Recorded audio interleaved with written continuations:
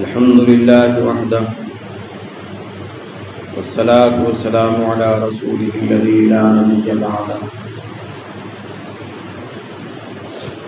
أما بعد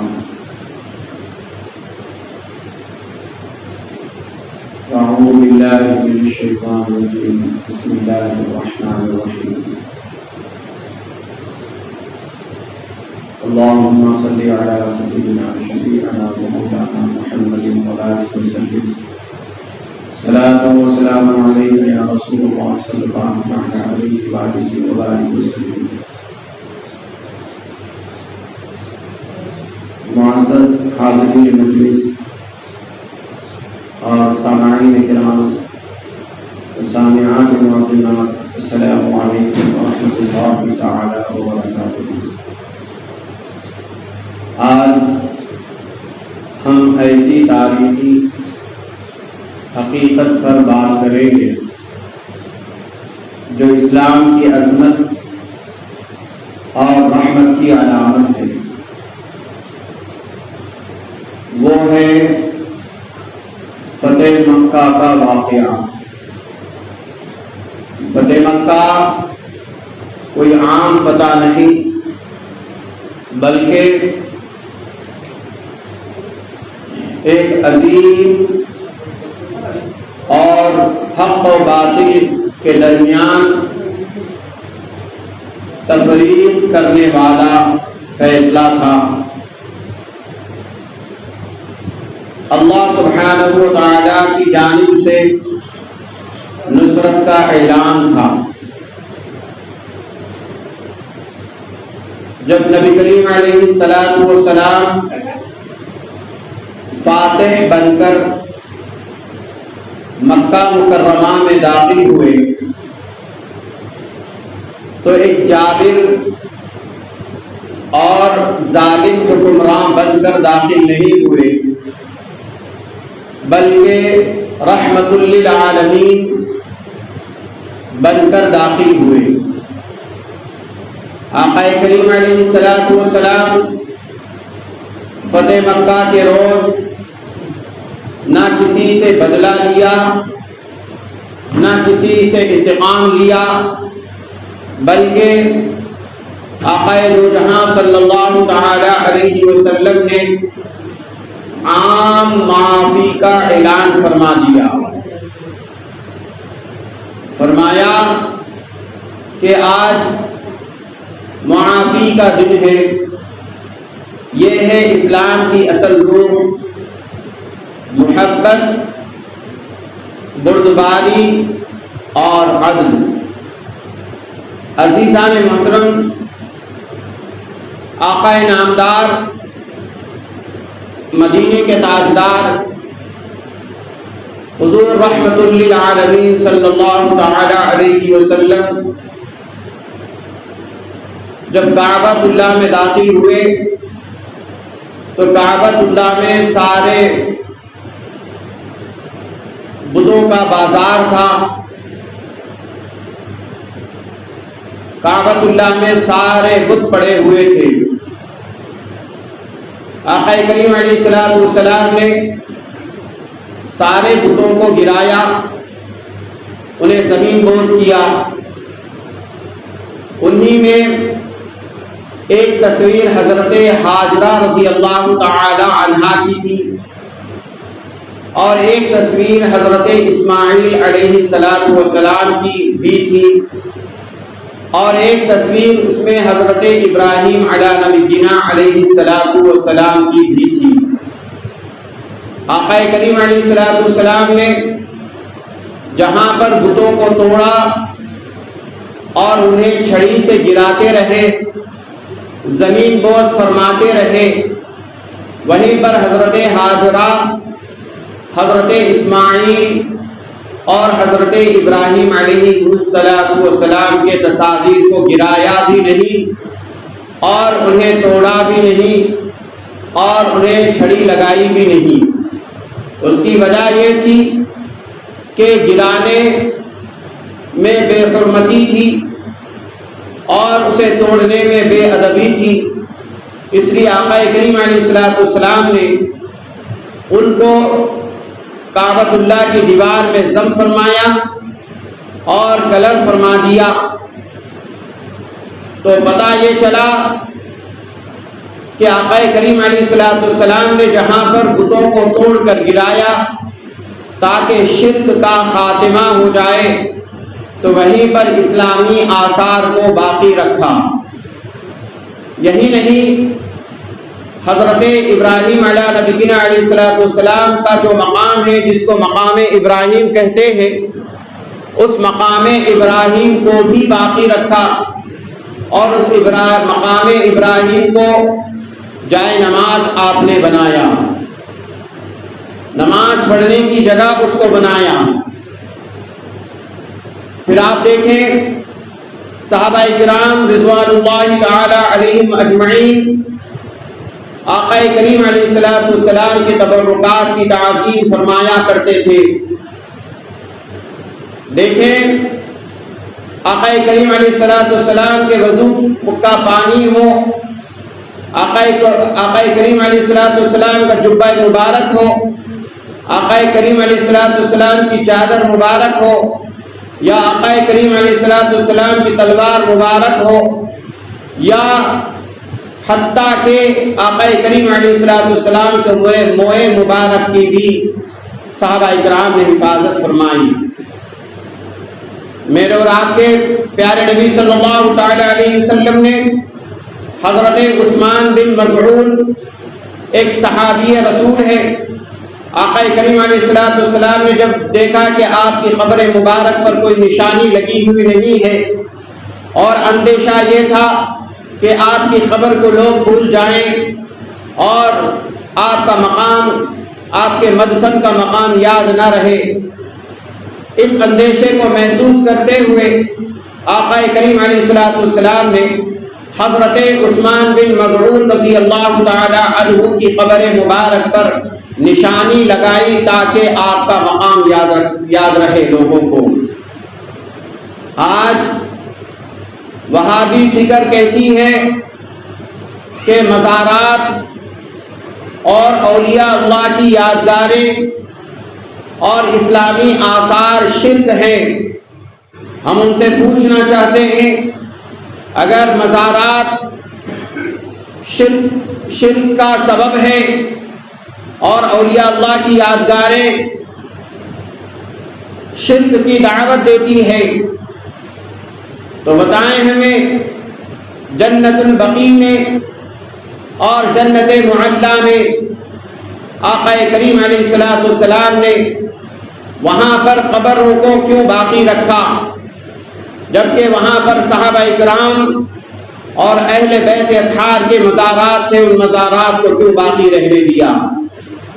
اگر واقعی اسلامی آثار شرک کی وجہ بن رہے ہوتے تو آقا کریم علیہ الصلوۃ والسلام انہیں سرے سے مسمار کرنے کا حکم دیتے۔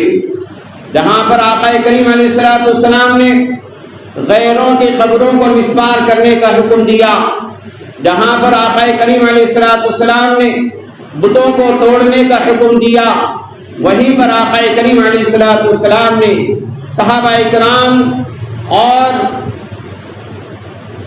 اللہ کے پیارے مقربین کی قبروں کو باقی رکھا تاکہ ان کی یاد باقی رہے اور ان کی بے حرمتی نہ ہو اور ان کی حرمت پامال نہ ہو۔ بہرکیف فتح مکہ کے موقع پر اسی دن ایک اور واقعہ پیش آیا۔ وہ واقعہ یہ ہے کہ حضرت ابو سفیان رضی اللہ عنہ ابھی اسلام میں داخل نہیں ہوئے تھے، آپ کے ساتھ حضرت عباس رضی اللہ تعالی عنہ ساتھ میں تھے۔ حضرت عباس رضی اللہ تعالی عنہ نے اس دن نبی پاک علیہ الصلوۃ والسلام کی شان و شوکت کو بتانے لگے کہ دیکھو کہ ساری گلی کوچوں میں کیسے بڑے احتشام کے ساتھ آقا کریم علیہ الصلوۃ والسلام کی فوجیں دست بستہ کھڑی ہوئی ہیں اور کیسے شان و شوکت کے ساتھ آقا کریم علیہ الصلوۃ والسلام فتح مکہ مکرمہ میں تشریف لے آئے ہیں۔ تو حضرت ابو سفیان اس وقت ابھی اسلام میں داخل نہیں ہوئے تھے اور آپ کے دل میں اسلام کے لیے ابھی جگہ نہیں بنی تھی۔ آپ نے کہا کہ واقعی میں تمہارے بھتیجے بڑے بادشاہ ہو گئے ہیں، واقعی میں تمہارے بھتیجے بڑے بادشاہ ہو گئے ہیں۔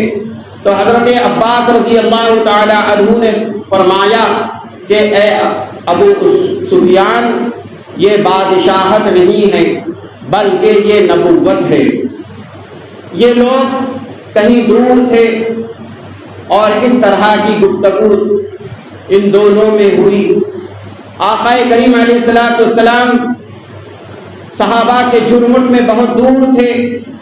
جب قریب یہ لوگ پہنچے تو آقا کریم علیہ السلام نے ابو سفیان سے مخاطب ہوتے ہوئے ارشاد فرمایا، اے ابو سفیان، تمہارا خیال ہے کہ یہ بادشاہت ہے؟ نہیں نہیں، یہ بادشاہت نہیں ہے بلکہ یہ نبوت ہے۔ تو عزیزان محترم، آقا کریم علیہ السلام کو اللہ سبحانہ و تعالی نے اپنے کرم و فضل سے علم غیب عنایت فرمایا ہے۔ اگر علم غیب عنایت نہ فرماتا تو ابو سفیان کہاں کھڑا تھا اور حضرت عباس رضی اللہ تعالی عنہ ان کے ساتھ کہاں تھے، اور یہ کیسے خبر ہوئی میرے آقا کریم علیہ السلام کو کہ ان دونوں میں جو گفتگو ہو رہی تھی وہ گفتگو کو بھی آقا کریم علیہ السلام نے سنا اور پھر اس کو انہی جملوں کے ساتھ لوٹا دیا۔ پھر اسی کے ساتھ ایک اور واقعہ بھی کتب روایات میں ہمیں ملتا ہے، وہ یہ ہے کہ سرداران مکہ جب انہوں نے دیکھا، ان میں سے ایک عطاب بن اسید ہے اور ایک ہاشم بن عمر ہے، حارث بن ہاشم ہے، اور تیسرا کوئی اور ہے جس کا نام میرے ذہن میں فی الوقت نہیں ہے۔ یہ سرداران جب فتح مکہ میں دیکھ رہے تھے آقا کریم علیہ السلام کی عزت و شان، تو ان کے دل میں بڑا کوفت ہو رہا تھا اور بڑی ہی انہیں تکلیف محسوس ہو رہی تھی کہ آخرکار نبی پاک علیہ السلام کی جیت ہوئی، نبی پاک علیہ السلام کامیاب ہوئے اور آپ کا اسلام پھیل گیا اور باطل مٹ گیا۔ تو اسی اثناء میں ان لوگوں نے دیکھا کہ آقا کریم علیہ السلام نے حضرت بلال رضی اللہ تعالی عنہ کو حکم دیا کہ وہ کعبۃ اللہ کی چھت پر چڑھے اور اذان دے۔ حضرت بلال رضی اللہ تعالی عنہ اذان کے لیے جب کعبۃ اللہ پر چڑھے اور اذان دینے لگے تو یہ سرداران مکہ، یہ قبیلوں کے سردار تھے، عتاب بن اسید اور ابو جہل کا بھائی حارث بن ہاشم، یہ لوگ آپس میں گفتگو کرنے لگے اور انہیں ان پر بڑی یہ بات گراں گزری، اور اس ایک نے کہا کہ میرا باپ کتنا خوش قسمت تھا کہ اس کو آج کا دن دیکھنے کو نہیں ملا۔ یعنی اس کا مطلب یہ تھا کہ وہ یہ کہنا چاہ رہا تھا کہ کیا ہی اچھا ہوتا کہ میں آج کے دن کو دیکھنے سے پہلے مر گیا ہوتا۔ اس کی وجہ یہ تھی کہ وہ یہ کہنا چاہ رہا تھا، اپنی معافی زمین یہ سمجھانا چاہ رہا تھا کہ ایک غلام کو کعبۃ اللہ کے اوپر کھڑا کر دیا گیا ہے سرداروں کے ہوتے ہوئے، اور اتنے دن برے آ گئے ہیں، اب کعبۃ اللہ کے اوپر غلام چڑھ کر اذان دینے لگ گئے ہیں۔ یہ اس نے حضرت بلال رضی اللہ تعالی عنہ کی حقارت میں یہ جملہ کہا۔ پھر اس کے بعد پھر حارث نے بھی کہا کہ کالے کلوٹے کالا کلوٹا ہی ملا۔ سرکار دو عالم صلی اللہ تعالی علیہ وسلم کو جو ایک حبشی غلام ہے اس کو کعبۃ اللہ کے اوپر چڑھا دیا۔ ان لوگوں کی یہ گفتگو ہو گئی، یہ لوگوں کی گفتگو ہو گئی۔ اس وقت آقا کریم علیہ السلام 1500 سے زائد صحابہ کے درمیان میں ہیں. ادھر آپ خطبہ بھی دے رہے ہیں اور مسائل پوچھنے والوں کے سوالات بھی آپ آقا کریم علیہ السلام مرحمت فرما رہے ہیں. ادھر بتوں کو بھی توڑ رہے ہیں، ادھر شریعت بھی سمجھا رہے ہیں، ادھر جنگوں کے دستوں کو بھی بھیج رہے ہیں. اور یہ ہزاروں کے مجمع میں کہیں کونے میں بیٹھ کر یہ اپنی باتیں کرنے والوں کو جب یہ نبی پاک علیہ السلام کے قریب پہنچے، آقا کریم علیہ السلام کا گزر جب ان پر سے ہوا تو آقا کریم علیہ السلام نے ان کو روک کر کہا، اے حارث بن ہاشم، تم کیا سمجھتے ہو کہ کالے پر گورے کو کوئی فوقیت ہے؟ کوئی بڑے سردار کو، کوئی غلام پر کوئی فوقیت ہے؟ آقا کریم علیہ السلام نے ارشاد فرمایا، اے عطاب بن اسید سن لو، مجھے اس وجہ سے مبعوث کیا گیا ہے کہ میں تمہیں یہ تعلیم دوں کہ گورے کو کوئی کالے پر کوئی فوقیت نہیں، کوئی بڑے کو چھوٹے پر کوئی فوقیت نہیں. صرف اگر کوئی بڑا ہے، کوئی عظمت والا ہے، کوئی اکرم ہے، کوئی مکرم ہے، کوئی سبقت لے جانے والا اگر دین میں ہے تو فرمایا ان اکرمکم عند اللہ اتقاکم، فرمایا کہ اللہ تبارک و تعالی کی بارگاہ میں نہ رنگ دیکھا جاتا ہے، نہ حسب و نسب دیکھا جاتا ہے، نہ مال و دولت دیکھی جاتی ہے، نہ کثرت دیکھی جاتی ہے، نہ تخت و تاج دیکھا جاتا ہے. اگر اللہ سبحانہ و تعالی کی بارگاہ میں کوئی شے اگر دیکھی جاتی ہے تو وہ تقوی دیکھا جاتا ہے. جو تقوی میں سب سے زیادہ ہوگا اللہ سبحانہ و تعالی کی بارگاہ میں وہی معزز ہوگا، وہی مکرم ہوگا. یہ آقا کریم علیہ السلام نے فتح مکہ کے طور پر فتح مکہ کے دن آپ نے یہ درس عظیم دیا اور اس کا اعلان عام فرما دیا. تو ان دونوں واقعات سے، ان تینوں واقعات سے ہمیں یہ بات سمجھ میں آئی ہے. آج کے اس بیان کا خلاصہ یہ ہے کہ اسلام میں آثار اسلامیہ کوئی شرک نہیں ہوتا. آثار اسلامیہ اور تبرکات کا احترام کرنا، تبرکات کا لحاظ رکھنا یہ بدعت نہیں ہے، شرک نہیں ہے، اور انہیں مٹانے کا ذہن میں خیال لانا یہ تعلیمات اسلامیہ سے نہیں ہے.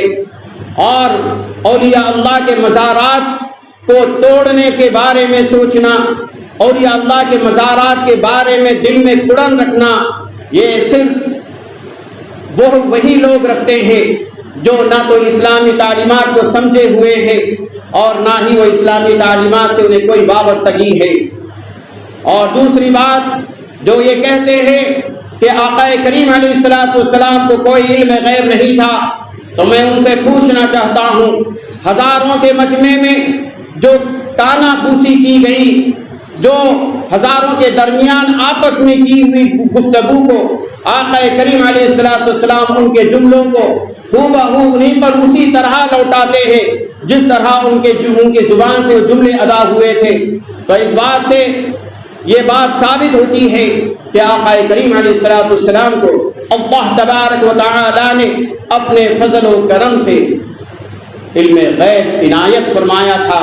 میرے اور آپ کے آقا نامدار، مدینے کے تاجدار رسول اللہ صلی اللہ تعالی علیہ وسلم علم غیب رکھتے تھے اور آپ غیب دان نبی تھے. اسی لیے آپ کو نبی کہا جاتا ہے. نبی کہتے ہی اسے ہیں جو غیب کی خبر دینے والا ہوتا ہے، کیونکہ نبی اس کو بھی کہتے ہیں جو ٹی وی پہ بیٹھ کر نیوز بولے اسے بھی نبی کہتے ہیں. لیکن پھر اس نبی میں فرق یہ ہے کہ یہ وہ خبر دیتا ہے جو ہر کسی کو خبر ہوتی ہے، اور نبی وہ خبر دیتا ہے جو اچھوں کو اس کی خبر نہیں ہوتی، یہاں تک کہ جبریل کو بھی خبر نہیں ہوتی. نبی وہ خبر دیتا ہے. یہ نبی زمین پر بیٹھ کر خبریں دینے والا نبی غیب داں نہیں ہوتا، لیکن اللہ کی جانب سے آنے والے نبی غیب داں ہوتے ہیں. اللہ تبارک و تعالیٰ کے لیے توفیق عطا فرمائے. اور اہل سنت کے عقائد پر ہمیں ہمیشہ قائم و دائم رہتے ہوئے استقامت ہمیں عنایت عطا فرمائیں۔ وآخر دعوانا الحمد للہ سنت اللہ۔